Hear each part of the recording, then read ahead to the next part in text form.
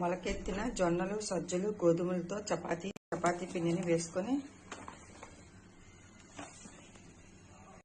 తగినంత ఉప్పు వేసుకోవాలి. వాటర్ వేసుకొని బాగా కలుపుకోవాలి.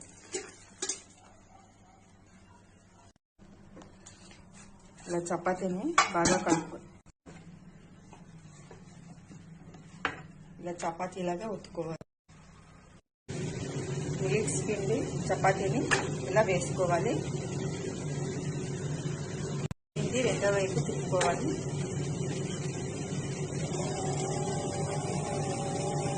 చపాతీ తినడం వల్ల మొలకెత్తించిన జొన్నలు, సజ్జలు, గోధుమలతో